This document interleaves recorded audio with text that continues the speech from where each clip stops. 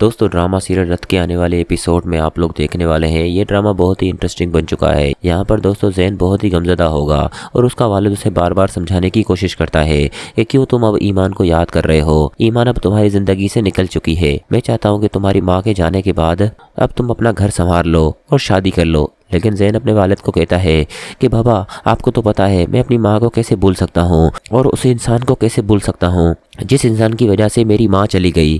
दोस्तों यहाँ पर उसका वालिद उसे समझाने की कोशिश करता है कि मैं चाहता हूँ तुम उसी लड़की से शादी कर लो जिस लड़की से तुम्हारी माँ रिश्ता तय करके चली गई थी और तुम उसकी आखिरी ख्वाहिश समझकर ये शादी कर लो। दोस्तों पहले तो ज़ैन नहीं मानता, लेकिन आने वाले कुछ एपिसोड्स में आखिरकार ज़ैन ये सारी बातें मान लेगा और समन से शादी करने के लिए तैयार हो जाएगा। लेकिन जब वो पाकिस्तान आएगा तो उसे पता चलेगा कि समन तो सालार की बहन है। दोस्तों ये सारी चीज़ें ज़ैन को पाकिस्तान आने के बाद पता चलेगी और उसे ये भी मालूम हो जाएगा कि उसने सालार से शादी कर ली, क्योंकि वो तो यही इल्ज़ाम लगाएगा कि तुम तो सालार से पहले ही मोहब्बत करती थी, फिर मुझसे मोहब्बत का नाटक क्यों किया, मुझे तो तुमने धोखा दिया और अब तुम्हारी वजह से मेरी माँ भी चली गई।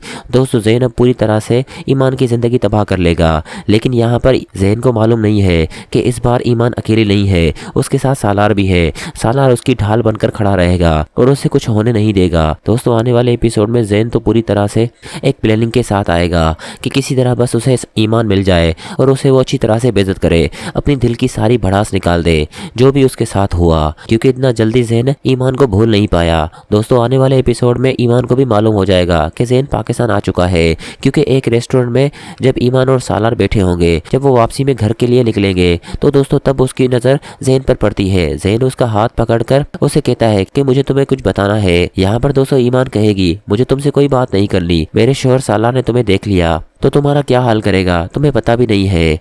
दोस्तों यहाँ पर ज़ैन उसे बहुत बदतमीजी के साथ बात करता है कि तुमने मेरी ज़िंदगी तबाह कर ली और खुद यहाँ पर शादी करके मज़े कर रही हो, मैं तुम्हें छोड़ूंगा नहीं, ये याद रखना। तुम्हारी ज़िंदगी में अब मैं वापस आ चुका हूँ, ये याद रखना।